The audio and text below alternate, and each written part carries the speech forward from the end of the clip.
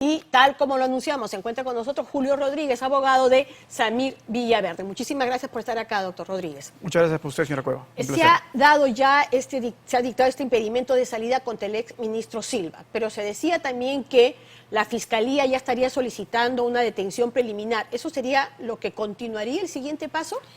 Es el siguiente paso si es que tiene la Fiscalía que la información que ha recibido es una información que representa mayor gravedad respecto al primer momento en donde sustentó su impedimento de salir del país. Hay que recordar que la Fiscalía pide el impedimento de salir del país, pero después recibe más información de las fiscalías provinciales. Por lo tanto, definitivamente el fiscal de la Nación ha verificado que la situación es más grave, por eso podría estar solicitando una medida más restrictiva a la libertad de esta persona, pero podría ser por un máximo de 10 días de detención preliminar, porque estamos hablando de una persona que es aforada, por lo tanto no podría haber prisión preventiva. No, pero digamos, de darse el caso, por último de eso, tendrían que de alguna manera gestionar todo ese levantamiento de la inmunidad en el Congreso durante esos días. No llega. No llega, ¿no? No llega porque tiene que ir primero a comisión, designarse la persona encargada en la comisión de acusaciones constitucionales, en la subcomisión, la persona que es el ponente de ese informe, de ahí tiene que pasarlo, tiene que aprobarse en subcomisión, de ahí tiene que pasar a la permanente y de la permanente tiene que pasar al pleno. No, claro, no alcanzan, no hay forma. Imposible. Los plazos no dan.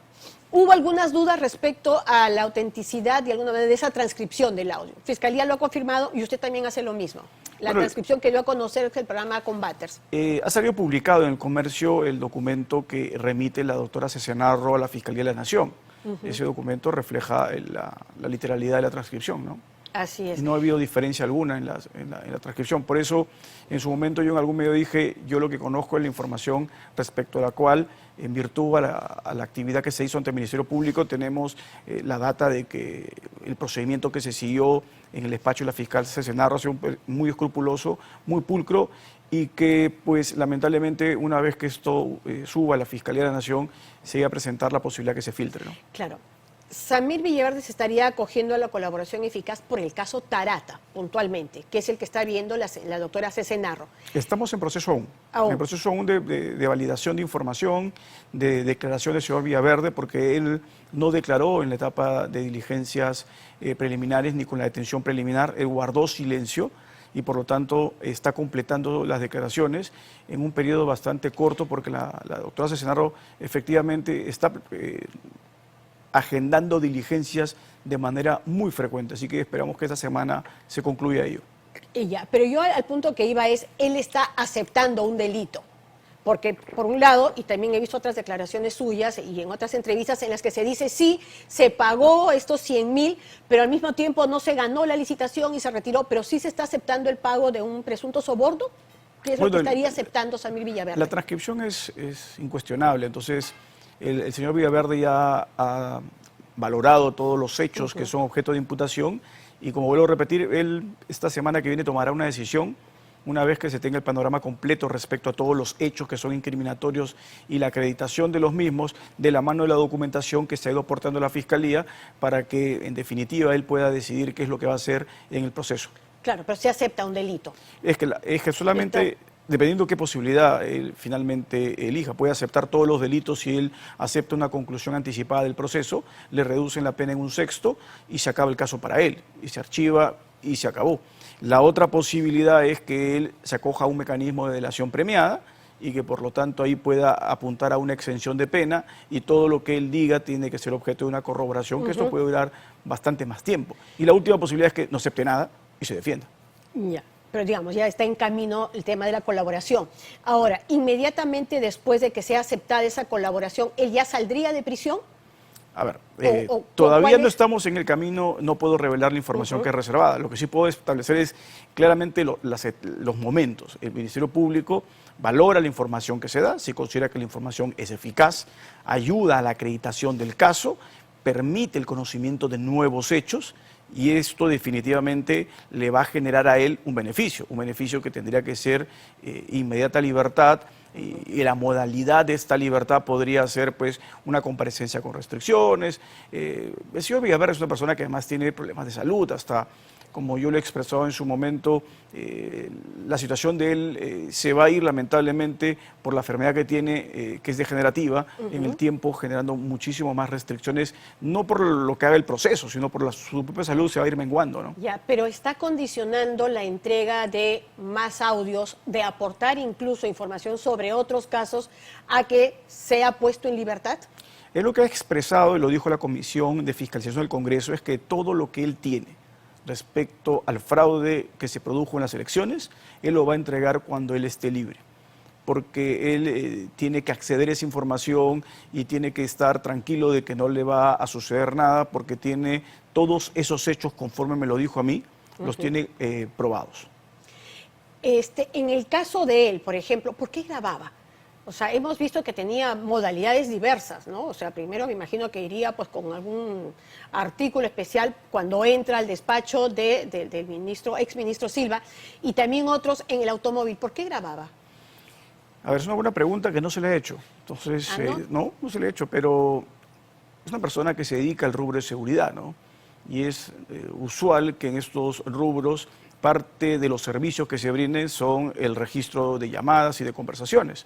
Mientras la persona sea la que interviene en la conversación, pues el registro de la misma es absolutamente lícito. Claro, pero digamos, podríamos estar también ante una persona que sí pues tenía en mente unos planes de chantaje, porque además estaba participando en un ilícito con la otra persona. Bueno, sí, podemos, o por lo menos, digamos, para que cualquier cosa caemos los dos. ¿Había algún tipo de prevención en ese sentido? Podemos especular y que podría ser también como evitar en algún momento que él pueda recibir algún tipo de ataque, de afectación personal, etcétera. O sea, puede ser por seguridad también. Entonces, sí, no se lo he preguntado, pero estamos especulando finalmente cuál fue la motivación que tuvo. El hecho es que la información que él tiene es una información que puede en su momento ser utilizada para poder acreditar lo que él está señalando, ¿no? La relación con los sobrinos del presidente Castillo, digamos, la percepción que uno tiene es que empieza primero con Bruno Pacheco, ¿no es cierto? Y al parecer con los sobrinos podría pues, obtener o tener una llegada distinta en algunas entidades del Estado. ¿Ocurren en paralelo? ¿Cómo se manejan esas relaciones? Eso lo contó él hace bastante tiempo, cuando fue citado al Congreso la primera vez, el año pasado. Y él señaló que él conocía a los sobrinos, los conoció en campaña, así como conoció a Bruno en campaña electoral, y acabó teniendo una relación con ambos dos, ¿no? Con los sobrinos y con Pacheco, cada uno por separado. ¿Por qué se acercó o por qué tuvo empatía con ellos? Es algo que tampoco me lo ha expresado. Lo que es un hecho es que en algún momento los sobrinos tuvieron también cierto tipo de roces con el señor Pacheco, y el señor Villaverde acababa siendo pues una especie de bisagra entre ambos. Y significaba, como lo contó también en el Congreso en aquel momento, que él se frecuentaba con los sobrinos, que los sobrinos lo visitaban, salían a comer. Ropa, sí, claro. Los invitaba a salir, además de los carros, todo eso. Y los carros que le entregó en campaña, como también lo expresó en una oportunidad, ¿no? Claro, pero eso todo a cambio de algunos beneficios. Nuevamente, de beneficios que en principio no encuentro yo que haya obtenido. Pero esto definitivamente tendrá que corroborarse con la versión que también den ellos, ¿no? ¿Su relación era mucho más estrecha con Bruno Pacheco? Bueno, él ha afirmado en la comisión, en el Congreso, en un primer momento que con Bruno Pacheco, y lo reiteró en la comisión de fiscalización, con Bruno Pacheco lo conoció en la campaña y estuvo en campaña con él, y ahí se generó también una relación de confianza entre ambos. De amistad, se veían, claro. Salían a comer, etcétera, ¿no? Pero de tanta confianza que incluso en esa conversación que se ha difundido, bueno, también en el programa Combaters, es una conversación en la que pareciera pues la génesis de lo que más adelante iba a ser todo un esquema de corrupción. Bueno, un esquema de trabajo, ¿no? Ilegal dentro del Estado. Que al final, según el audio que reveló en aquel momento el señor Batters, lo que uno puede percibir es que por el momento en que es grabado, eso es lo que después acaba sucediendo. Porque este es un audio, si no me equivoco, que 25 de julio, creo, ¿no? Así es, que fue antes de que asumiesen el cargo Pacheco como secretario general del Palacio de Gobierno. Pero todo lo que se conversa ahí es lo que finalmente acaba sucediendo. Claro, ahora, parte de lo que se conoce o se dice respecto a esta relación es que el certificado de trabajo de Bigarza para que que le permitió ingresar como secretario general a Bruno Pacheco fue, digamos, un favor de parte del señor Villaverde, que en verdad él nunca trabajó ahí. Fue simplemente, toma, te ayudo con este certificado. ¿Fue así? Esa es información reservada. Eso es parte de la declaración del señor Villaverde, y yo tengo la obligación de mantener reserva de aquello que está siendo objeto de declaración ante la Fiscalía. Ajá. Y ahora, ¿sí nos puede contar si existen más audios de Bruno Pacheco? Lo que existe es mayor documentación. Por eso yo lo he expresado claramente, según lo dijo el propio señor Villaverde en diversas declaraciones que ha dado. Él tiene más documentación. Y cuando yo hablo de documentación, esta tiene una amplitud. La documentación a efectos procesales no solo es el documento en blanco y negro, en papel. La documentación puede ser fílmica, la documentación puede ser auditiva, la documentación puede ser fotográfica. Es decir, él ha dicho claramente que tiene toda la información necesaria para acreditar lo que ha dicho. O sea, tiene todo tipo de... Tiene grabaciones, tiene fotografías, tiene audios, tiene, digamos, diversos... Así lo dijo claramente ante la Comisión de Fiscalización. Ya. Y ahora, ¿cuántas horas de grabación estaríamos hablando? ¿De unas 12 horas, 40 horas? Porque también ha habido diversas versiones al respecto. Ahí sí no tengo la más remota idea. Él ha dicho que tiene mucha información, él ha mantenido el acceso a la misma, sobre todo la información que está ligada a lo que es el fraude, lo tiene él a buen recaudo, y no tengo la cantidad de horas de grabación que eso signifique. ¿Pero cuánto habrán entregado ya a Fiscalía? Información reservada. Tampoco puede decir cuántas horas se podrían haber entregado. Información reservada. Hemos cumplido lo que la Fiscalía nos va requiriendo y lo que está dentro de nuestras posibilidades. Hay una conversación en la que él tiene con el ministro Silva respecto pues, a que cierto personal no estaría respondiendo a las expectativas que ellos tenían. Entonces dice, saca a esos 60 y pon a otros 20, ¿no? Que se entiende que él va a recomendar. ¿Cuántos funcionarios llegó a poner, por lo menos en el MTC, el señor Villaverde? Se sabe de Villafuerte, se sabe de Hugo 13, copó muchos puestos y además puestos clave. Bueno, la información que revelan los audios acreditan objetivos. Lo que sucede es que ya en la práctica esos objetivos eran mucho más complejos de alcanzarse. Lo que sí le puedo comentar es lo que en el momento él también ha señalado públicamente. O sea, el nivel de control que ya se tenía dentro del MTC por funcionarios de mandos medios era imposible de poder ser vulnerado. Es decir, estaban totalmente parapetados todos ellos en esos cargos, no de esta gestión, anteriores, sino de gestiones anteriores.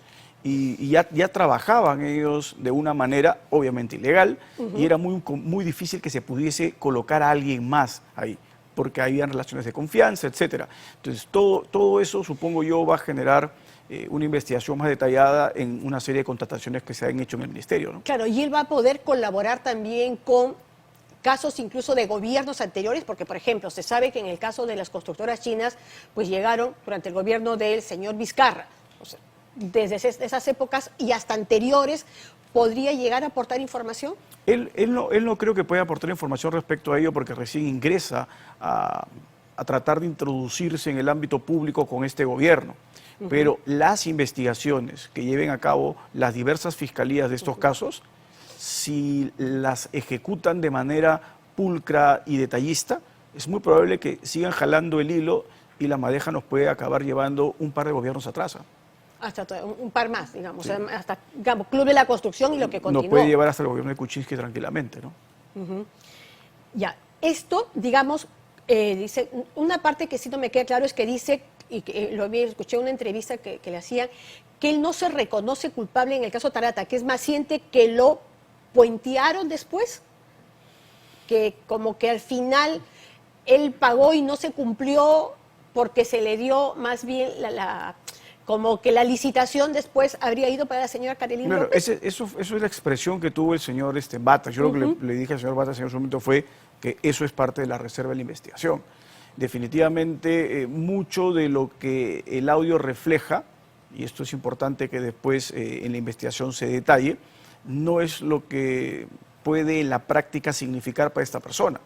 Por eso nosotros hemos señalado claramente que durante la investigación todo lo que refleja el audio también tiene que ser objeto de una corroboración.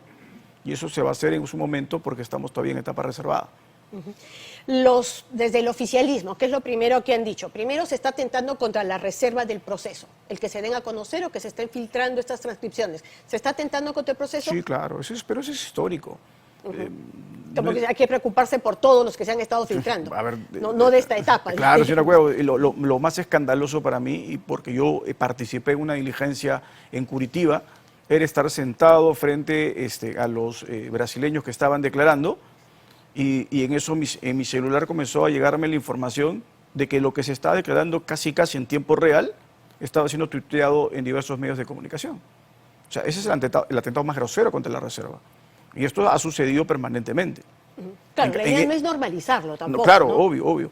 Pero estas filtraciones tienen claramente la posibilidad de ser ubicadas. Y por eso yo destaco el comportamiento que se ha tenido con la fiscal Cesenarro.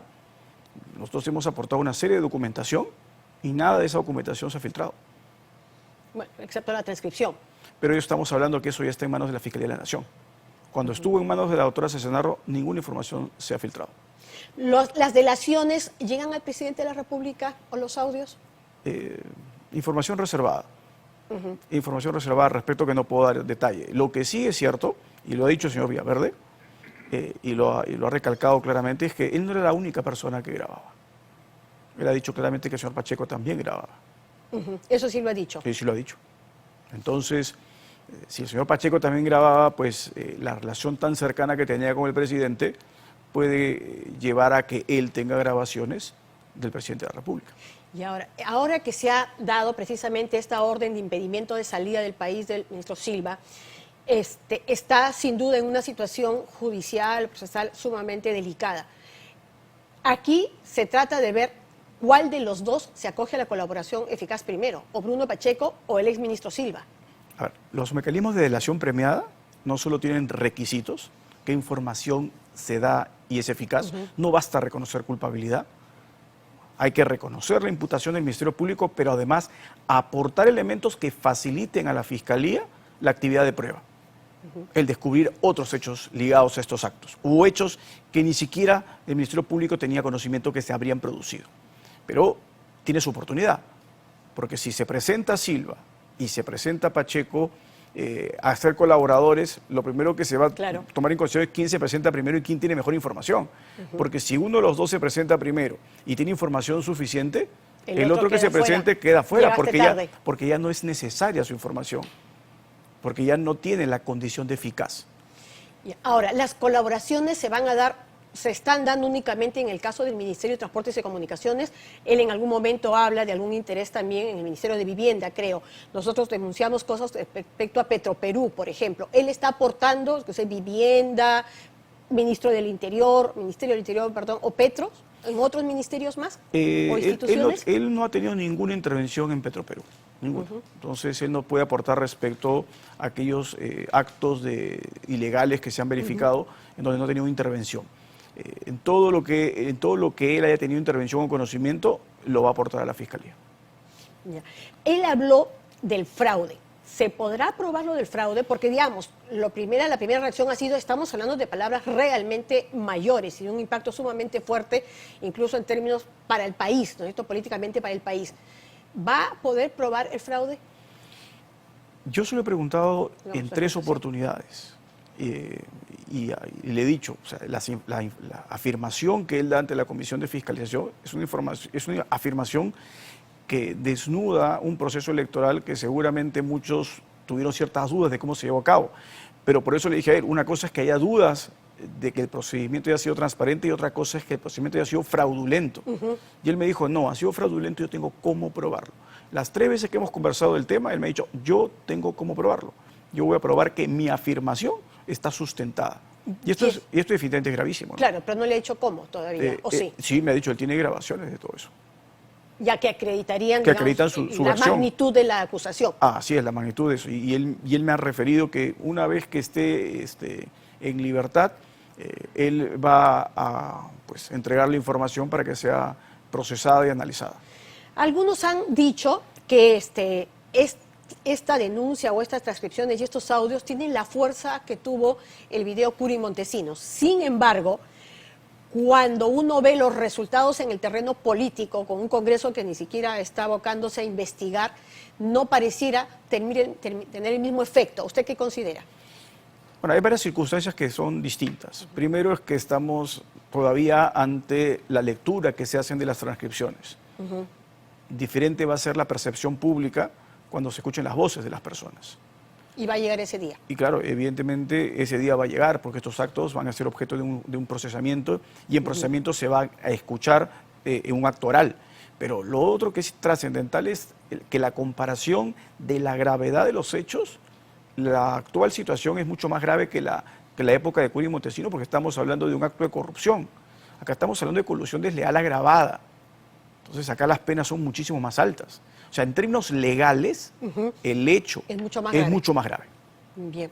Muchísimas gracias por haber estado con nosotros. No, un placer para mí, señora doctor Cuevas. Rodríguez. Bien. Y nosotros...